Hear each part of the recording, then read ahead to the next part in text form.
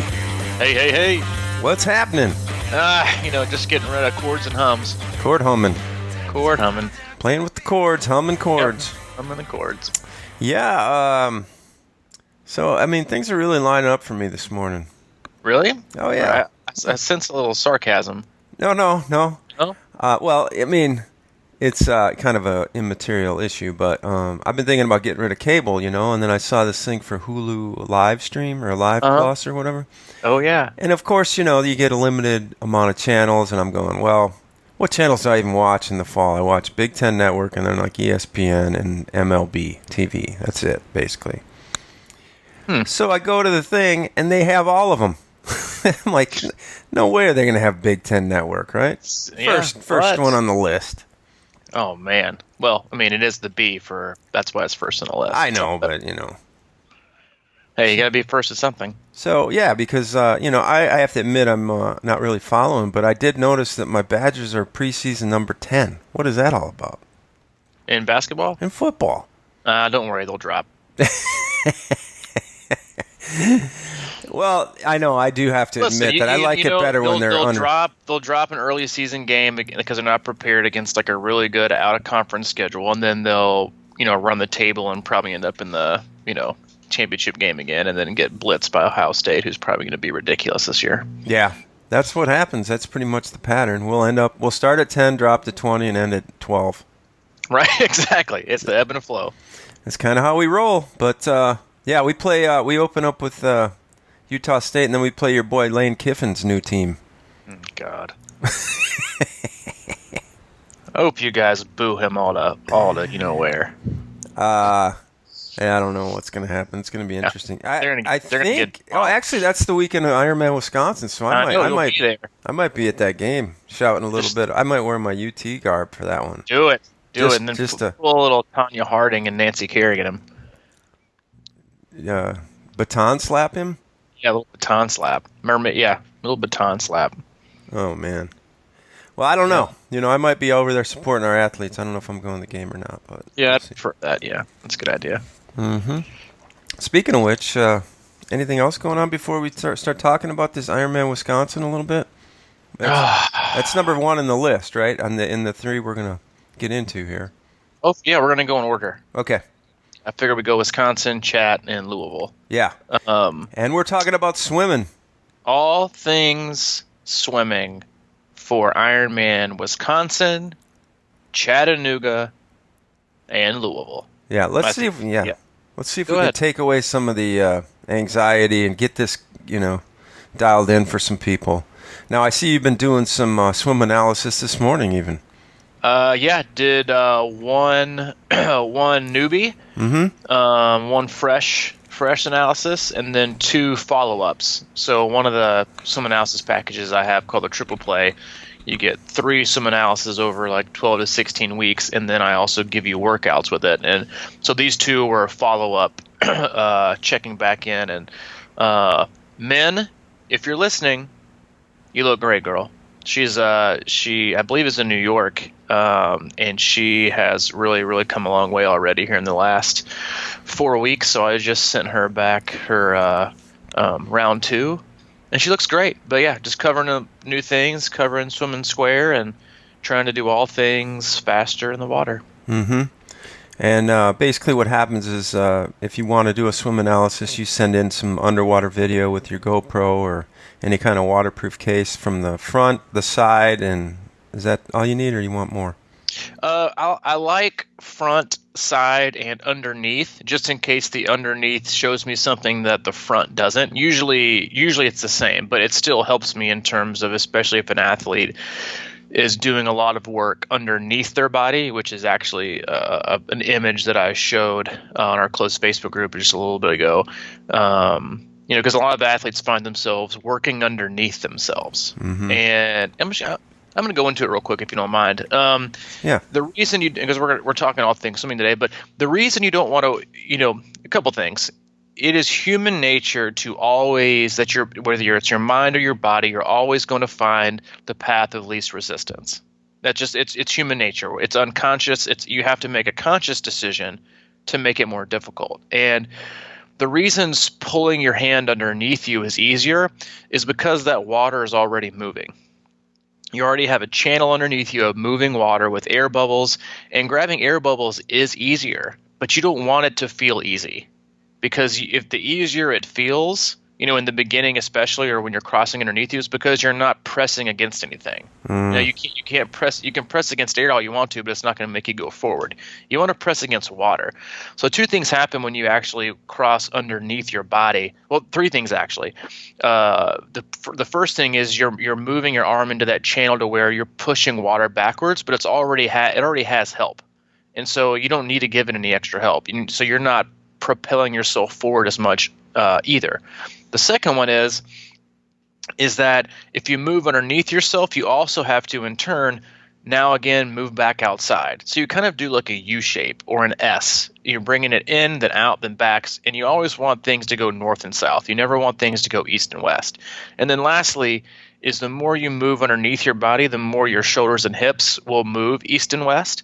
And that's the primary reason you see a lot of athletes going different directions, is because their hips and their shoulders move, and guess what?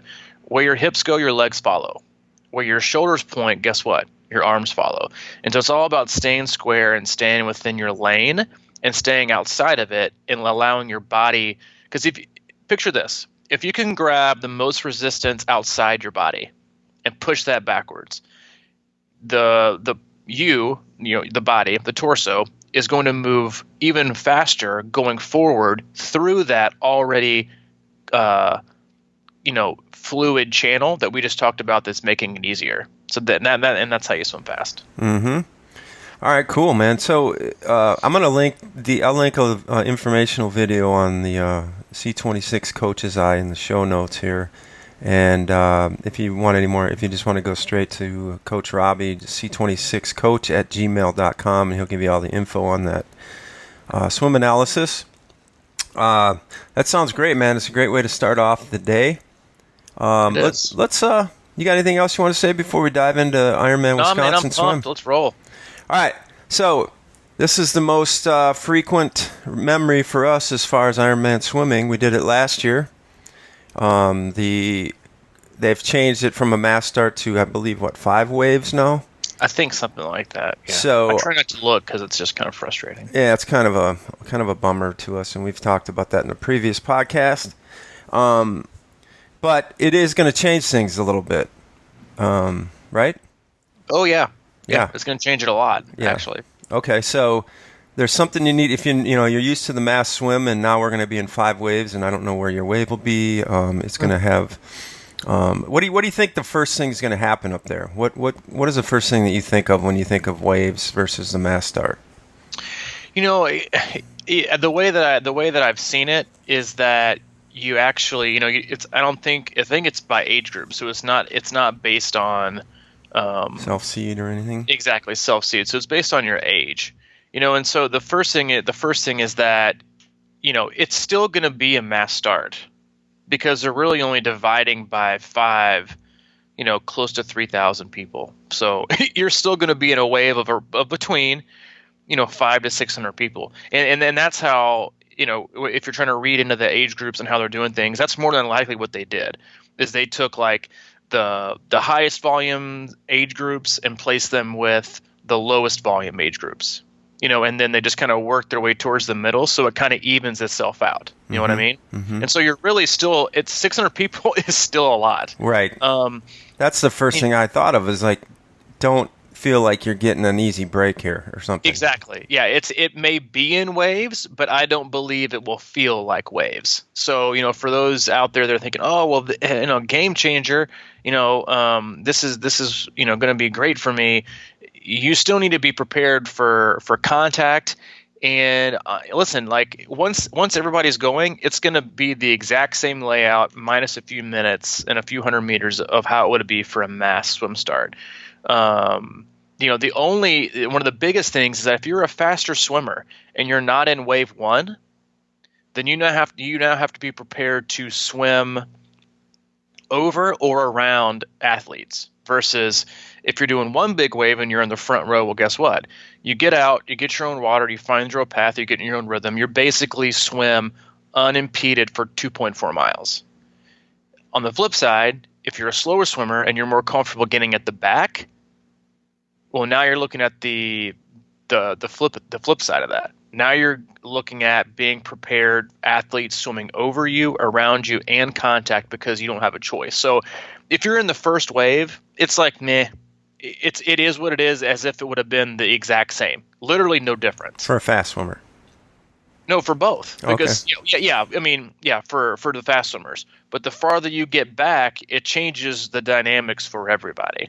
So if you're in the first wave, and even the slower swimmers in the first wave, like they're going to get a little bit of turbulence and contact from the faster swimmers in the wave behind them, but you're also going to have slower swimmers. So you're looking at like a 10 to 15 minute head start, which by that time, it's going to be so spread out anyway that people have a legit reason and the opportunity to just choose to move around you instead of, going through you. Unless you're one of those people that takes like a really crazy line, then listen, it is what it is, and you're probably going to get swam over. Mm-hmm. So fast swimmers in that first group, you're just going to tell them to start on the inside and go, right? Yep, inside and go. Always take the straightest path. Like it's and that's number one. Prepare for contact and take the straightest path. I mean, no matter what, you'll listen. Nobody overthinks more in a race than during the first 10 minutes of the swim start before you even get started, because you see like a whole stretch of like 300 meters of athletes who have chosen a different line, basically, and so you might start to the left of the buoy or the right of the buoy. You're like, oh, but this is like, listen, find the straightest line and swim it.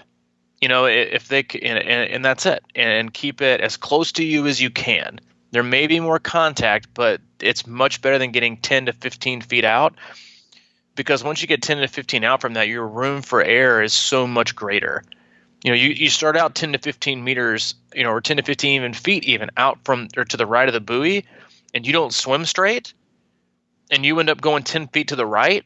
Well, now you're almost 10 meters to the right. Yeah, It's just you're playing catch up. Well, that was really good, because when I had started the first time and both times, I started right by that ski ramp in there, and I remember hearing somebody say that if you figure this out on an angle, really it's only like 20 meters further or something like that, all the way to the corner, the first buoy turn, which is like 800 meters maybe. And they said if you start on the inside, it saves you about 20 meters. But what you just said is excellent, because it's if I swim a perfect line to that buoy, it only costs me 20 meters. But if I screw that up, it could be easily 50 to 100 if I'm not on line. So yeah, that's the thing about Wisconsin, that kind of it's a tough read, and I think it's one of those things where if you can stay as close as you can to those buoys, the better off you are, because you can get out into no man's land and have no idea which direction you're even going half the time. Yeah, it's less room for error. Give yourself the best chance for success. What about if I'm in that first wave and I'm normally I would have just started way in the back of a mass start. I know I'm slow. You're going to just tell me, what are you going to say to me? Tell me where to start in this the first wave, slow swimmer. Where should I start? I would start in the back. In the back or off to the side? I know. I would start in the back at the line of your choice, because the other part of this other aspect of the wave start is that, pick the line that you want. You get first dibs. Versus, because if you think about a mass start, you're looking at so the rows get deeper. So now you're looking at maybe 2 to 4 rows for 600 people, instead of looking at probably 20 to 30 rows. And it's like, pick your poison. For this, I would you get first dibs. So for a slower swimmer, this is the best case scenario. And I think people forget this, is that when you do a mass start and you start in the back, you're already 30 meters behind.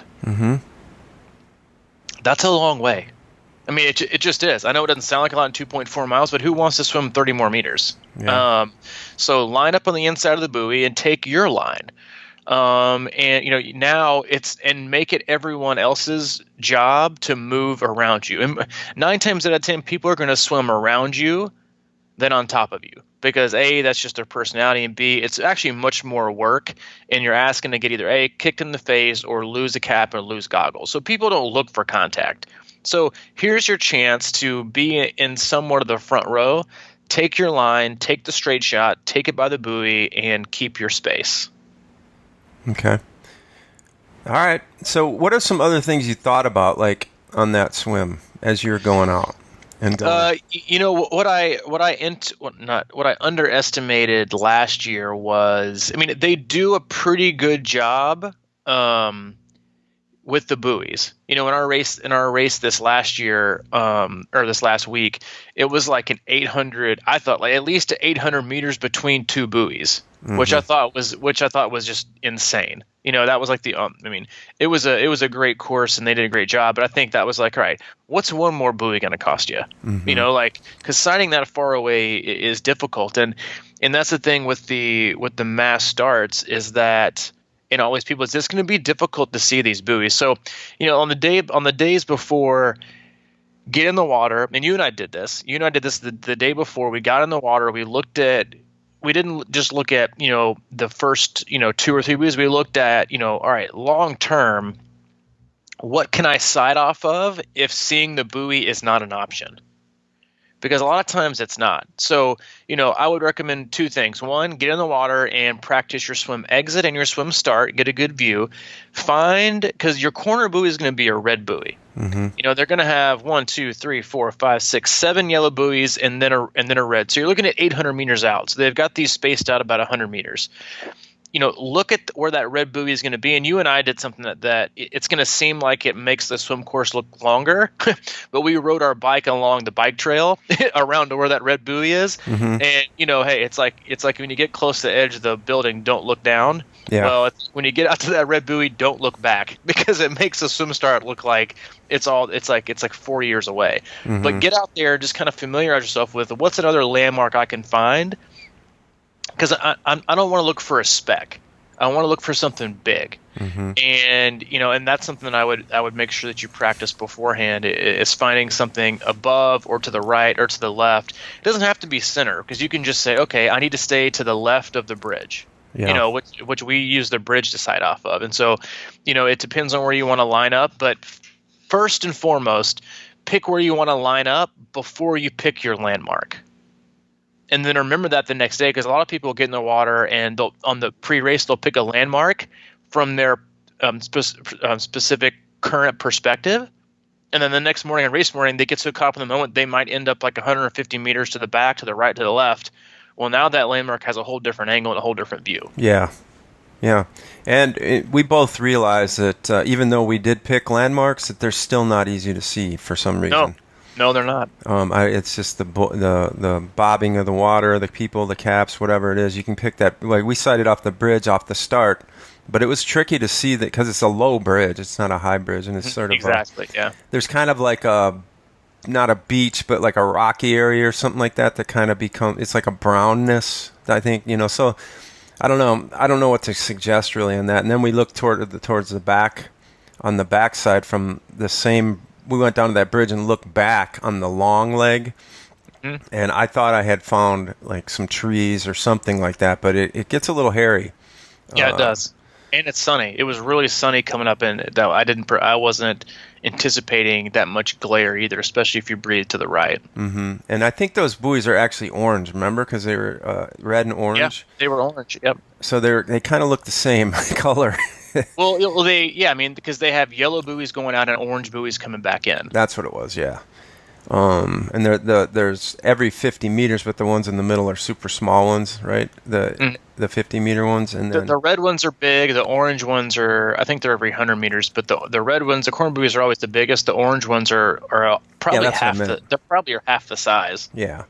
So, just I don't know. I don't know what the overall advice is on that. I guess it's just do your best to keep a straight line with those buoys, and then you come around the back. The backside is about 1,800 or something like that. So it's a long stretch. So mentally be prepared for that, and then you turn, and then you go kind of straight across a little bit, and then you angle back into the helix, and that sight is always really easy because you sight right off the big helix, and it's pretty Exactly. It's clean coming in about 500 meters. And one year it was super clean for me, and last year it was really almost the most contact for me. It was a weird timing or something, but Yeah.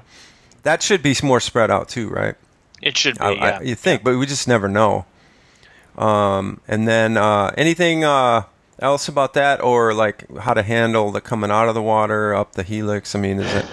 Yeah, I mean, there's going to be wetsuit strippers there, so utilize them. Get your, as soon as I get out of the water, I do one thing. I grab my cap and goggles and take them immediately off my head. And I keep them in my hand. And then what happens is I go ahead and unzip and get my wetsuit down to at least my waist. And then when I get to the wetsuit strippers, I just drop to my ass. Mm-hmm.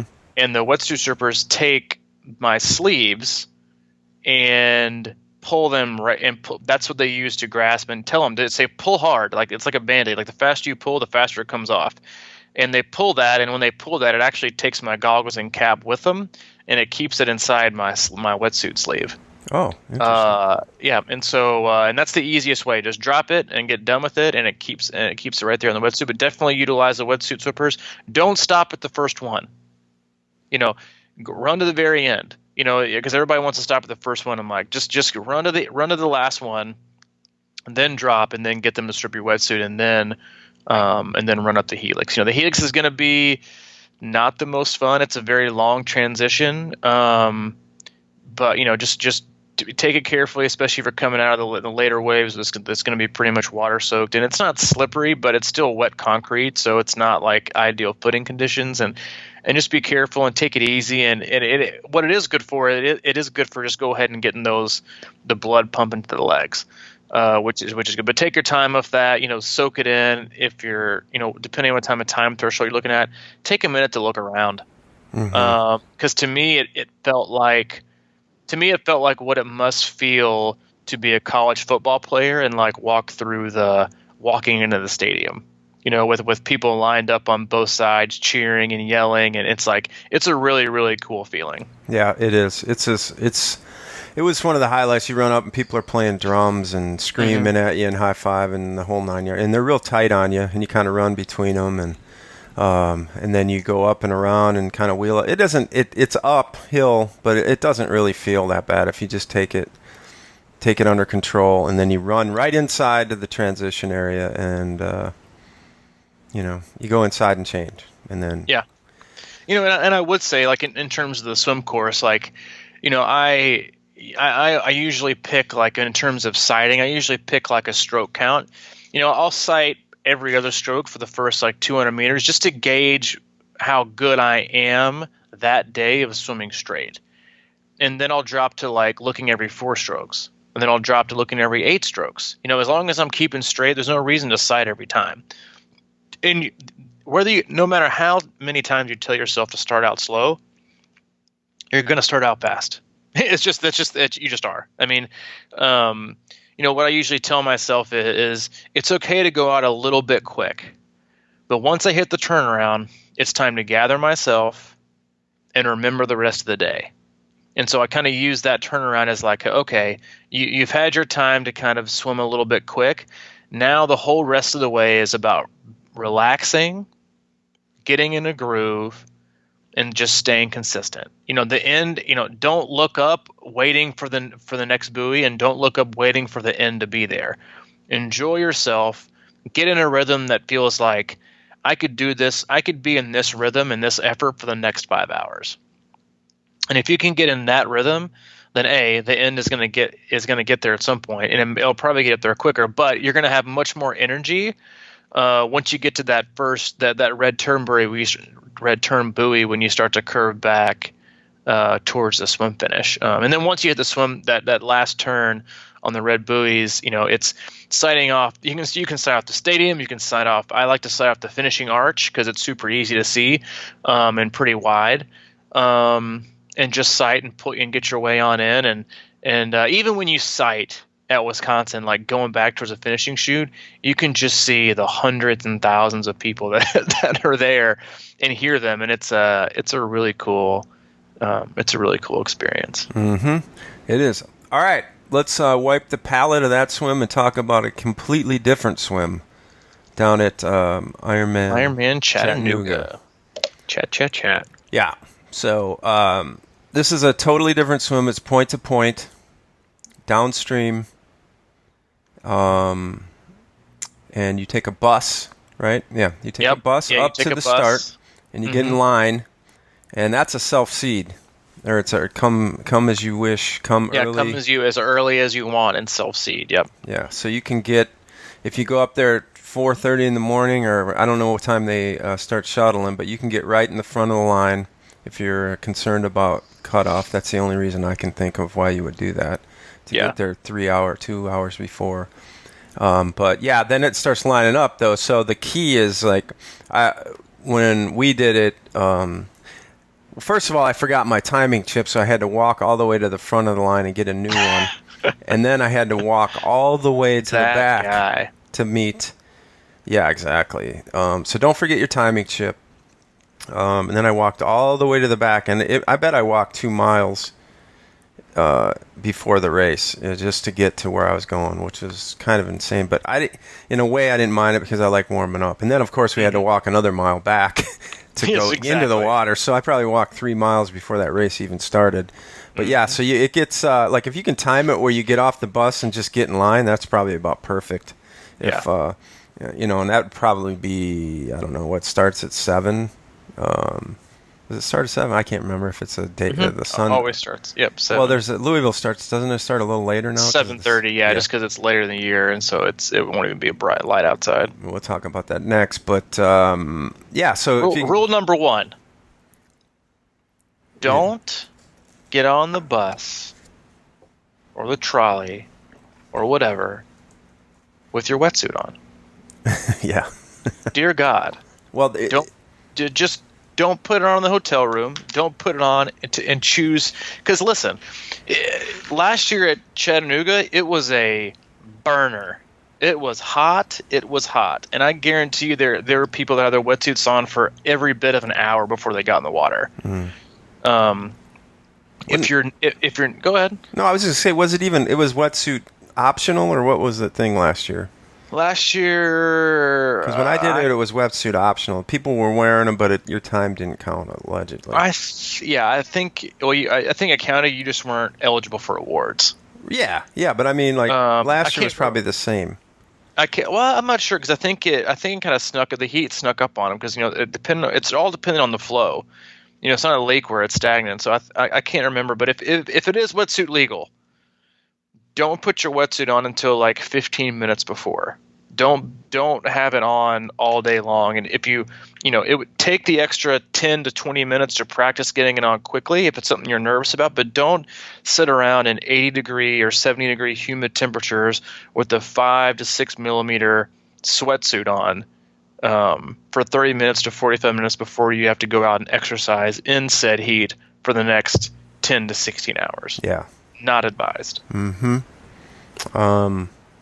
And along that lines, I'm just going to say it because this year we did it and they delayed the start, and they probably won't do that at the full, but in the half they delayed the start, and I was lucky to have been just talking to you the day before about it, and I brought a huge bottle of ice cold water because we ended up putting our wetsuits on early because we thought it was going to start, and then they decided to move buoys around and change the course, so it was another 15 minutes. And I had my wetsuit on. We weren't sure when it was going to start or how quick the line was going to move, the whole 9 yards. And I had that bottle of ice-cold water, and I had my wetsuit on, but I kept putting water down my back and on my head and, in my wetsuit and everything like that, and it helped cool me down big time. So if you get caught in that trap, have some cold water with you to cool down because sometimes you're not comfortable understanding how fast the line's going to move and things like that. So we get that sometimes you want to get your wetsuit on, but at least but here's the thing: if you don't get it off on time, guess what? Your time doesn't start until you get in the water. Mm-hmm. So if somebody walks ahead of you, big effing deal. Like, That's true. You get in the water when you get in the water, and that's when your time starts. It's not a mass start where the clock starts for everybody. Okay, so secondly, you're moving up and you get in, wetsuit or not. This is, I don't want to say a straight shot because there are some winds in this course. It kind of starts out towards a bridge and then it kind of curls back there. I can't remember exactly but my first thought, it's a slow fade to the right around that island. Yeah. And while I generally think that you should always stick fairly close to the buoys, as long as you're within the buoys on this one are going to be to your left. Like you definitely, because a lot of times, they'll even tell you, as long as you corner the last buoy or the corner buoys, it doesn't matter what side of the buoy you're on. I mean, they'll try and corral you to one side or the other, but you don't get penalized for crossing. And so usually I'm a fan of sometimes going underneath or going over, and we'll talk about that at the Louisville course. But with this one, I think they're on the right actually. Well, the course map says they're on the left. Really? Okay. Well, to keep them to your left, yeah, because what happens is you're supposed to go between the buoy and this McClellan Island before you go onto the Veterans Bridge. And the thing about it is, if you want to stay a little bit to the right of the buoys on this route, that the more to the middle you get to a river, the faster the flow is, because the deeper the river is. And so, especially if there's a really good flow going that day, if you're 10 meters to the right of the yellow buoy, you're going to be fine. Maybe even pick up a little bit quicker pace. But just obviously make sure it shows 1, 2, 3 yellow buoys and then an orange buoy that's kind of right in the same point as McClellan Island. Then you got the bridge, then you got an orange buoy, then you got the bridge, then you got the red final turn buoy. And so, yeah, it's somewhat curvy, but the way this swim is that it's wetsuit or not, it's going to be probably a faster swim. But if there is no flow, then don't anticipate some crazy fast time. Mm-hmm. Yeah, which of course you never know, really. But the first year I went and watched, and it was a crazy flow, and people were getting out of the water like nuts in the hour. And so I kind of put that was the year before I did it, and I went down, and I really didn't put much thought or worry into the swim, but they shut it down, and it was a different race, and it really. Well, a lot of people take that mentality of, and they don't look at other swimmers when they get in the water to see how fast the current's going or check the TVA or whatever, and so they get in the water and think, I can just swim purposefully slow, and the water will do the work for me. And then they get out of the water and they see, oh shit, this is 20 minutes slower than I thought. Oh, but there must not have been a current today. Well, oh, whoops, maybe you should have swam your own race and swam the speed you trained for.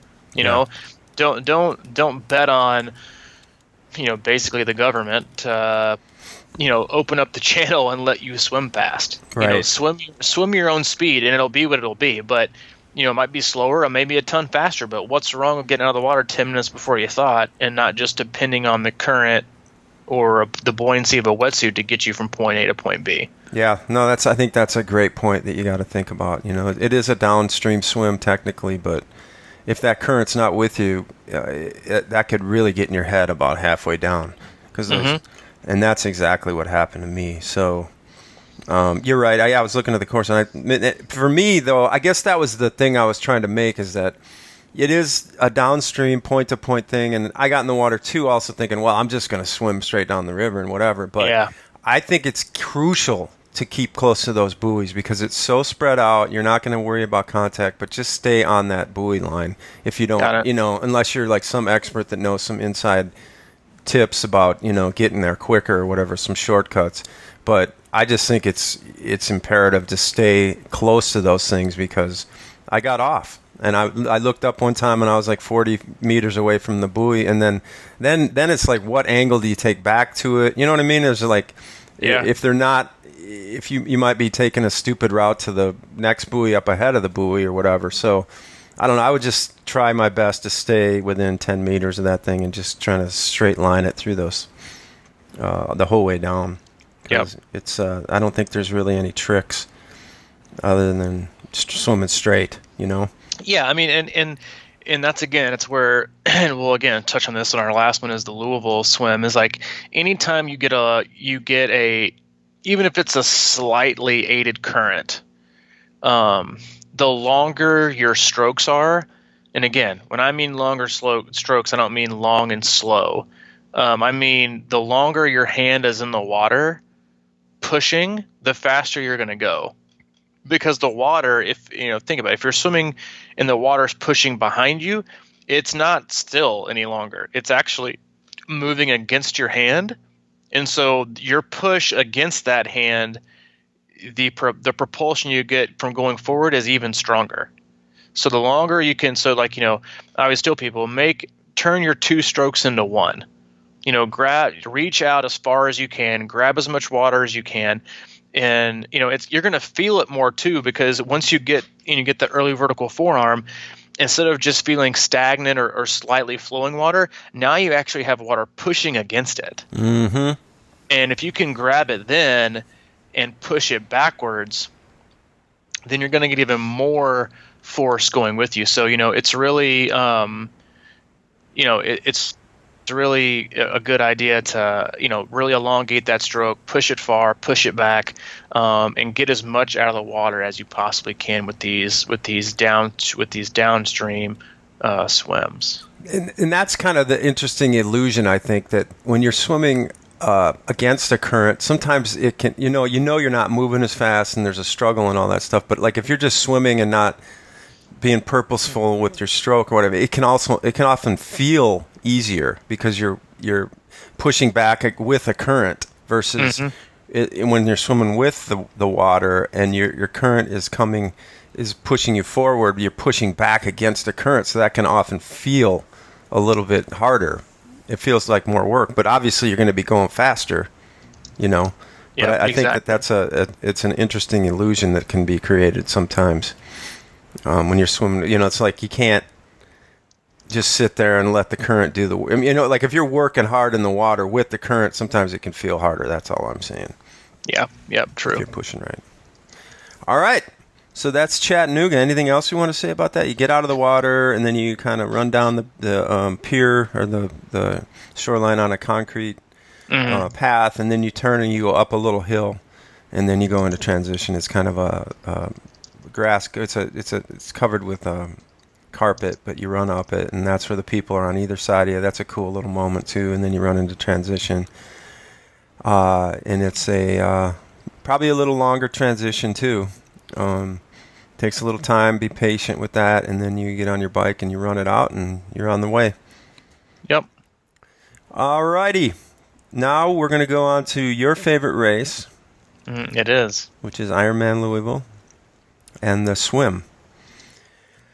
Well, we already know that they've changed the lineup, how you line up for this. It used to go to the swim start and back the lineup about 1.5 miles the other way, and now they just start lining up from transition, so that there's about a mile walk to the swim start from transition. Yep. And you can just kind of get in the line and go, you don't have to walk an extra mile or two to get there. So that's kind of a nice thing. But I know you have thoughts about that. I do. And, there seems to be, I read some different things about how that it's first come, first serve, get in line. But I've also, and again, like this is, the only bummer. Well, yeah, that'd be nice if the athlete guide was out. I mean, it's not going to change my training or change anything I do up until the day before the event. But I have, the rumor mill is always churning, but I think it's my understanding that it may be also like not just first come, first serve, but kind of like corrals. Either based on overall finishing time or B, how fast your swim is going to be. So it might have a sub 1 hour corral, or it might be a sub 1:15 corral, and they suggest you getting in the water, with that corral. And that, it's not going to change a ton for me. Like, honestly, I'm not committing to where I'm going to start quite yet. Still kind of waiting. I want to see how my training goes and where I think I might be in the overall picture. I used to be a huge fan of I changed my original position of always wanting to start in the back because, you get to bunny hop people on the bike. You get that legal draft, and I think it just makes the time go by faster instead of just being out there alone for 5-6 hours. But then I changed my mind back when, I was like, well, with that huge hill they used to have, it was not safe in my opinion. And you probably lost time with how much traffic there was. So I changed my opinion back to getting at the front of the line. Well, now they took that hill out. So, I'm torn between starting up front so I can race up front and feel up front with the people that I'm going to be competing with. But I just also like being in the back and being in chill mode. I'm currently, if I was standing up and I had to fall one way or the other, I would lean towards checking my bike in, getting my bag with, some clothes, my change of clothes bag and some extra nutrition, walking myself all the way to the front and just plopping down on those concrete bleachers and kicking my feet back, maybe even laying down, propping my legs up, hanging out, talking to friends, relaxing, watch people jump in, make the time, and then stay off my feet. And that's kind of where I'm leaning towards now versus checking my bike in, having to hang around. Because I just think transition in general, it's my least favorite part and area of race day. Because I feel like it's like one big condensed espresso shot of anxiety, nervous energy, and second guessing literally everything you do. Yeah. Like, how many times can you go back and check to make sure your bike computer's on? How many times can you go back and check to make your tires are pumped up? Is it this pumped up? What's your PSI? I don't know. My PSI is this. What's your PSI? What are you taking for race? Are you taking extra body? Are you taking extra nutrition? All right, what about cliff shot blocks? Oh, yeah, I've never seen those before. It's like you second guess everything. I like to literally just keep my head down, do my thing, leave. Be done with it. First time and done. But with the line starting like closer back there, it's like now you just have to like stare at transition. Yeah. Look at so-and-so, look at so-and-so, then it's like, geez, dude, just like get me away, get me away from the nervous chit chat. I don't like to be solace, and lonely and isolated with earphones in like I used to before a race. But I just like to be around my comfort zone, which is comfortable people. And I feel like that line is the antithesis of comfort zone. And so I'm currently leaning towards, the approach that you and I took 2 or 3 years ago, whatever it was, 3 years ago when we did Louisville, and we just plopped down on the steps and listened to the national anthem and hung out with, your mom and my mom and family and friends and just chilled out, and to me that was the most relaxed I've been before a swim start. Yeah, I have to echo that because when you're in a line like that and it stops and then it starts moving maybe 15 feet and stops again, that to me that's just like you set your stuff down and then you kind of, it's moving again. It's like the anticipation of that and the anxiety involved with that. And plus, you can't get a warm-up swim in up there. And for me, getting up there before they started going in the water, and we were just standing there on the bleachers, and it gave me a long time to warm up my arms and my upper body. I just kept doing it, and there was space to do it. And if you're in a line like that and you're moving every 15 seconds, you set something down, you kind of twirl your arms around, and then you got to move again. So I feel like that whole thing is so important to me as being warmed up, and it proved to be, I don't know, for whatever reason, that's been my best Ironman swim. So I still have that in my head about like just almost overdoing it a little bit with the arm swings and things like that, just to make sure the blood is flowing up top. And that really, I agree with you as far as like, it was just kind of cool to be able to watch people. And there was one, there was a tad bit of like, okay, well, we're going to be the last ones in the water. Yeah. That kind of thing is a little weird. Especially when you're just watching 2,700 people go in the water ahead of time and you're waiting, and then you get up in line and there's like, everybody's 10 feet from walking under that arch, and you just kind of plop yourself into the end of the line, and it's like, yeah, we're going in last. And I think we were the last probably 50 or 100 people. Yeah. And it was kind of cool in that regard. But I do remember just feeling chill about everything. Exactly. So, all right, now talk about the actual swim, angles, lines, a strategy you took on this out, curl around, and swing back down. I will tell you right now, for those of you listening that are doing Ironman Louisville or even considering it, while it has the ability to be a fast swim, do not anticipate it. Mm-hmm. The first, and for those, if you haven't been there, haven't done it, you may not think of it, but the part you swim within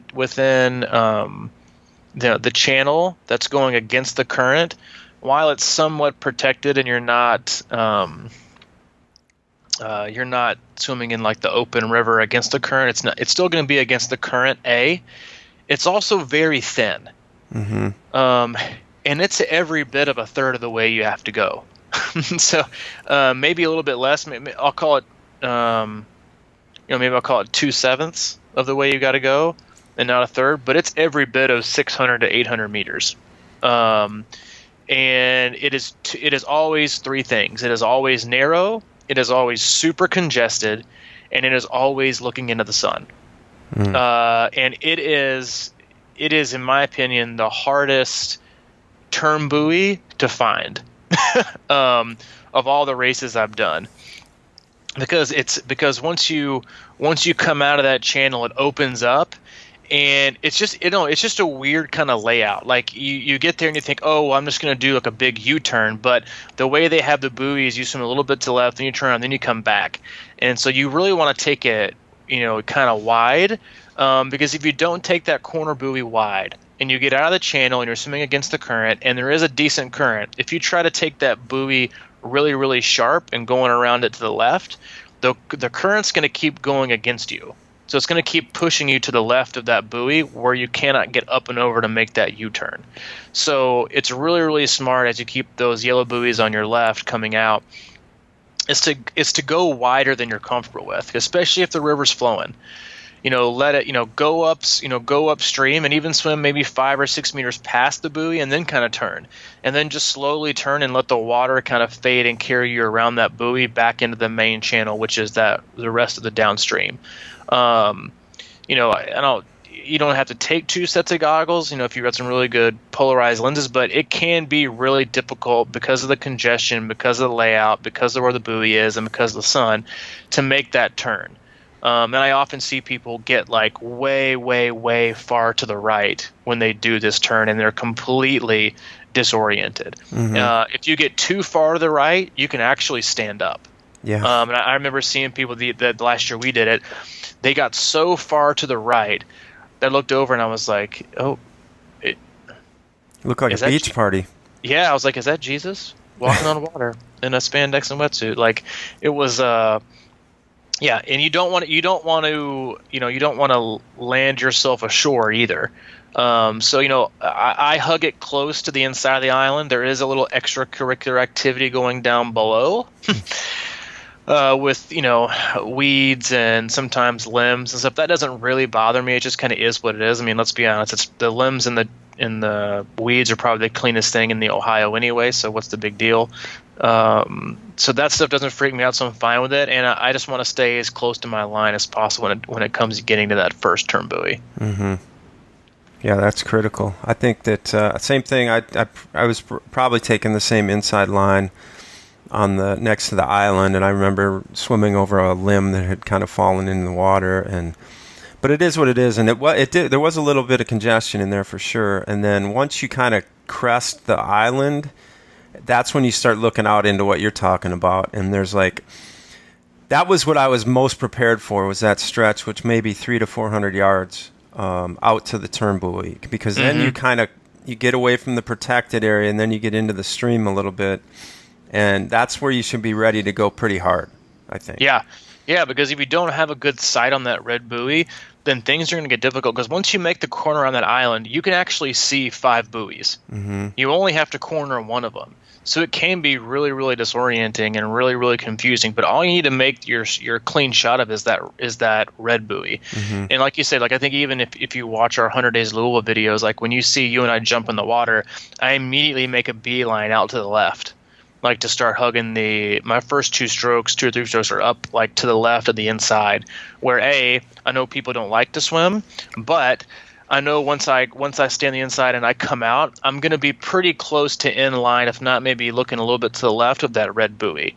Whereas, the wider you get, the more confusing it can get as well. So, again, like you said, be prepared to work extra hard to get to that buoy, especially if the current's flowing.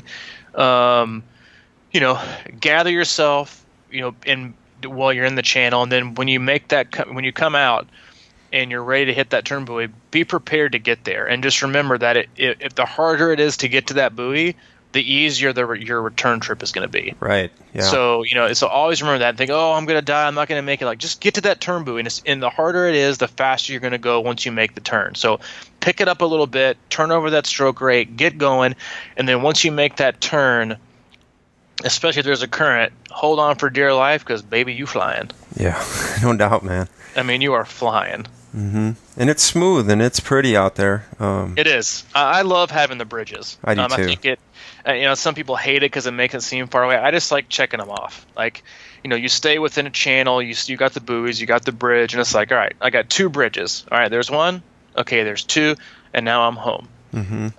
And that's and again, the line they give you is already pretty close to the middle of the river, and so I actually in the past, and I have actually swam instead of with the buoys on my left, which they encourage. I've actually swam with the buoys on my right, Mm-hmm. and because all you have to do is corner that last red buoy. And I found that it helps me stay in line. It's easier for me to sight because I usually read to the right, so it's easier for me to see buoys on my right versus buoys on my left. I'm not doing as much neck turning. And then it helps me stay in line to make that last corner to where I'm coming in towards the shore, and I'm not, especially because if there is a current, the longer you wait to make that turn towards shore. I remember the year we did it, there were people that were like pushed past the last turn buoy. Sure. And then instead of like cruising it in home on cruise control, now you're back into like your fight or flight mode that you were on the way out. You're like, oh, I have to like pick it up and really, really, really, really swim hard when you're already somewhat tired from your long swim already. So that last turn buoy is really, really critical to play your cards right, to make that turn correctly, and to be prepared for it, to hug it. And if you make that last turn, with the orange buoy on your left and the current's pushing you, don't aim for the red buoy. Mm-hmm. Aim like 15 to 20 meters to the left of it, because the current's going to keep pushing you towards it. You don't need to help it. Yeah. Yeah, definitely. When you get to there's 2 bridges you go under, and when you get to that second one, I guess you're about 500 yards away, right? Maybe as 400 or 500 or whatever. But that's about the time. I think you really want to start thinking about how you're going to get around that last buoy right there, because that current is going to go quick, and that last segment, depending how tired you are, whatever. But you should be kind of in your head being like, all right, I want, like you're just saying, aim left, wherever you're at in the river. Start thinking about that last buoy, and you'll be able to see what's going on there. I mean, the other sighting I think is like the Yum Center is like right behind. Yep, KFC. And it's a great site for that. So you just aiming at that, but be thinking about don't cook past it too far, because it can carry you, and then it'd be a lot. It might take you 15 meters past, and that fighting it back into the water. I don't know. It's you're swimming upstream again. Yeah. So just make sure you're aiming left to that baby. Exactly. And then just do what it takes. And then you get out and do a little bit of up a concrete ramp through a bunch of people, which is awesome. And then you cross over a little bridge into transition, and then run back into that super hot tent, which maybe won't be as hot, but it's going to be hot. Yeah, it is. Because it's like one of those circus tents with the all enclosed plastic, rubber, whatever. But then you're out on the bike. Then it's smooth sailing from there. No problems. Yeah, flat pancake. Pancake flat. Yeah, pancake flat, all downhill. Okay. That pretty much wraps up the 3-part series on swimming the upcoming Ironman races. Yeah. Once again, Coach is doing swim analysis videos, and you can send those underwater videos to him, and he gets them back within 1 to 3 days. Is that how you're working? 1 to 3 business days. Yeah, so it's not too late to kind of fix a last-minute quirk in your swim. It doesn't mean you have to change your stroke completely, but if you can figure out something that can save you energy and make you stronger in the water in the last few weeks before these races, it's probably a damn good idea. Yeah, especially for races like Louisville and Kentucky, where Louisville and Chattanooga, where you're probably going to get a little bit of aid. The more fine-tuned and perfected your stroke is, the more benefit you're going to get from that current. Mm-hmm. Because if you don't have your arm where it needs to be, and your pull isn't where it needs to be, and your paddle, which is your form, isn't where it needs to be, and is in the water as long as it needs to be, then you're not going to be as fast as you could be. So you're just not going to be able to take advantage of that, of hopefully the current that you're going to have that day. Yeah, absolutely, and there's going to be clean water in both of those. I mean, that's a good time for you to have your stroke dialed in perfect. And use it. At Wisconsin, it can get a little bit hairier because there's a lot more contact and it kind of disrupts you and things like that. It's a little harder to find a groove. But but once those downstream swims, man, it's all about saving energy to me. It is, and just thinking about the day. Mm-hmm. Yeah. So c26coach@gmail.com if you want some info on the swim analysis. And anything else we got cooking? That's it, man. Camp starts tomorrow. Got some awesome people coming in town, and looks like some pretty cool, some cooler temps than we had last time. First camp was a scorcher. Mm-hmm. This is gonna feel like fall camp for these folks. So yeah, another awesome weekend. That's it. Yeah, just having fun, working with people. Yeah. It's awesome. It is awesome. Now, and we have 5 camps scheduled next year, 3 tri and 2 swim camps, and they have been filling up a little bit already. So yeah, the April and June triathlon camps already have over 12 people in them, and we cap them at 15. So they're pretty close to selling out. So if you want additional information for that, you can email me as well at c26coach@gmail.com. Yeah, and reserve your slot if you're thinking about next year, which I'm sure that a lot of you have races left, but we like to plan it out and think about the next season because you're going to keep going and you're going to keep getting faster. So let's just do it. Faster, man. And more comfortable and happier. You get happier at these camps. Happy and healthy, man. You always have a good time. Yeah. Check out that podcast. The key to triathlon is happy and healthy. It is. It's a popular one. Yeah, it is. Super popular. All right. Anything else you want to say about swimming? I know you could talk about swimming for about a week straight. I could. That's all I have for today. Okay. That's good with me. Check out 100 Days to Louisville if you're doing Ironman Louisville. We've got a video series where Coach Robbie and I have been documenting every day. We have 33 days of video in the can. You go to Crushing Iron on YouTube, and it's under the Crushing Iron list, and we've documented day 1 through 33, and we're going to do it all the way up to 100. And let me know what you think about my beard. Oh, yeah, the beard. Golly. Boy, that thing is going to catch a lot of stuff in the Ohio River. Hey man, it's just I'm hoping to catch a few things in case I bonk on the ride. I can just start picking stuff out of my beard to hold me over till transition. Nutrition, Ohio River nutrition, man. That's it, man. Just Ohio stockpiling. River that's it, Ohio River goo. Oh man, that's amazing. I know. I can't wait to put on my wetsuit for that race this year. Because I'm not even going to go into it. Okay, I'm excited. Yeah. We're excited. Thanks for listening. This is episode 80-something, and we'll keep doing them. Check you later. All right, see you, buddy.